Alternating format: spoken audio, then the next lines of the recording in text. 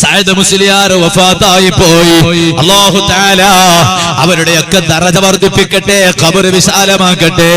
വല്ല രോഗവുമുണ്ടോ? പറയാൻ പറ്റിയ രോഗമൊന്നുമില്ല. അദ്ദേഹത്തോട് അടുത്ത് നിൽക്കുന്ന ഒരാളോട് ഞാൻ ചോദിച്ചു. അപ്പൊ പറഞ്ഞ മറുപടി എന്താണെന്നറിയോ? ഒരു രോഗവും പറഞ്ഞ് ഹോസ്പിറ്റലിൽ കയറിയിട്ടില്ല എന്നാണ്, പക്ഷേ മരണപ്പെട്ടുപോയി. അന്നത്തെ സുബഹി ജമാഅത്തിന് പള്ളിയിൽ പോയിരുന്നു. അന്ന് ളുഹർ ജമാഅത്തിന് പള്ളിയിൽ പോയി മടങ്ങി വരുന്നതിന്റെ വീഡിയോ ഞാൻ കണ്ടു. സുബ്ഹാനല്ലാഹ്, മരിക്കുന്നതിന്റെ തലേ ദിവസം ഒരു വീട്ടിൽ വെച്ച് മരണത്തെക്കുറിച്ചും സ്വർഗത്തെക്കുറിച്ചും ക്ലാസ് എടുക്കുന്നത് ഞാൻ കേട്ടു. നിങ്ങളൊന്ന് ആലോചിച്ചു നോക്കൂ. ലോകത്തോട് വിട പറഞ്ഞല്ലോ. ഇന്നലെ രാത്രി സുൽത്താനുൽ ഉലമാ ഉസ്താദ് അവരുകൾ കാജൂരിന്റെ ചരിത്ര പ്രസിദ്ധമായ ഉറൂസിൽ സംബന്ധിച്ച് ഇവിടുന്ന് നേരെ പോകുന്നത് പോന്തേലിൽ സഅദ് മുസ്ലിയാരുടെ മയ്യിത്ത് കിടത്തിയ വീട്ടിലേക്കാണ്. അവിടെ എത്തുന്നത് നട്ടപ്പാതിരക്ക് 2 മണിക്കാണ്.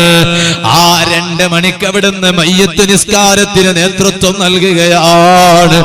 ആ മയ്യിത്തിന്റെ അരികിൽ വെച്ച് ദുആ ചെയ്യുകയാണ്. പ്രിയപ്പെട്ടവരെ, കാജൂർ ഉറൂസിന്റെ സമയത്ത് തന്നെ സഅദ് മുസ്ലിയാർ മരിക്കണമെന്നുണ്ടോ? അതേ, അള്ളാന്റെ തീരുമാനമാണ്.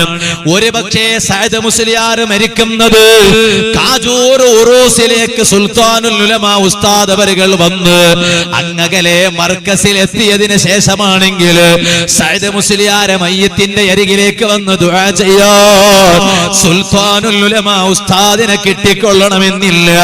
പക്ഷേ സഅദ് മുസ്ലിയാർ ഒരാളെ മനസ്സ് വെറുപ്പിക്കാതെ, ഒരാളെ പ്രകോപിപ്പിക്കാതെ വളരെ സൈലന്റായി പ്രവർത്തിച്ച ദീനിന്റെ ഖാദിമാണ്. ആ സൈലന്റായി എല്ലാവരുടെ പ്രീതി പിടിച്ചു പറ്റിയിട്ട് അല്ലാഹുവിന്റെ ദീനിന് വേണ്ടി പ്രവർത്തിച്ചപ്പോ സഅദ് മുസ്ലിയാരുടെ വീട്ടിൽ കയറിയിട്ട് ഉസ്താദ് അവരുകൾ മയ്യിത്ത് നിസ്കരിച്ചു.